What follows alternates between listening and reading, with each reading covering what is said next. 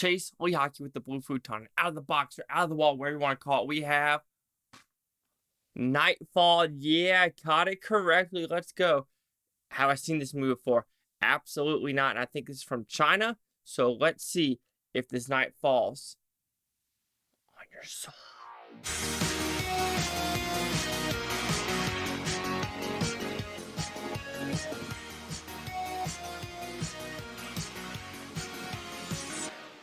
So Nightfall, what's it about? It's a very simple premise, actually. There's a cop that I want to say he likes to open up closed cases, but if there's a case where he just feels like justice hasn't been solved, he will open it up and see who the real murderer suspect is.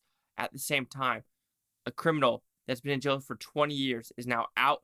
Is he a serial killer? Is he taking revenge of what happened 20 years ago? Who's surviving? Let's find out. So like I said, I knew nothing about the plot in this movie, and I was very confused first because the first 5 minutes of the movie seems like it's going to be a hardcore martial arts movie. When I say the first 5 minutes is brutal and you're like, holy shit, this is got to be some epic fight scenes in this movie. But it doesn't happen. That first 5 minutes has kind of nothing to do with the story. It just proves what this person had to do in prison going through the storyline. So with that, there are some tonally weird shifts in this movie, but overall, it is a very enjoyable experience that puts good enough twists and turns in this show. So with that, I'll give the negatives of the movie first.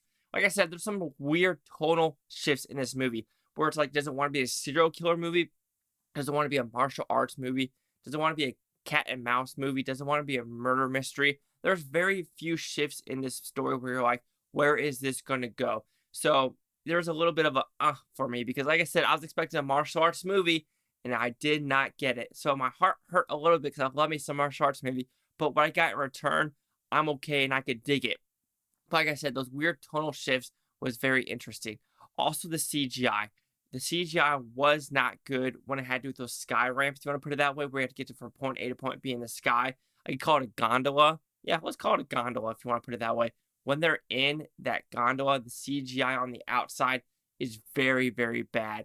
They should have at least done some type of mapping on the outside to see what it looks like and get the right speed. And I'm just talking about the gondola for the CGI. There's also CGI if you want to call it a person jumping off the roof and also a piece of glass falling. So when it has to come with, in the sky or stuff falling, the CGI in this movie really doesn't work and it kind of takes you out. And you could say some acting. I know some of it might be overacting. I'll say it with the mother and the fake fainting. I know it was supposed to be a fake faint, and I don't know if it was supposed to be that purposely bad, but I know the male cop who saw it is like, you lying, you straight lying, but get her an ambulance, whatever. So I'd say some overacting or fake acting in the movie does show on that level. But this is a very grounded movie. I think the story is the strongest premise of this movie. It's written extremely well. There's a good enough twists and turns where you're like, okay, this has to do with abuse. This has to do with sexual assault. This has to do with stuff like that. And how is this one person going to get revenge?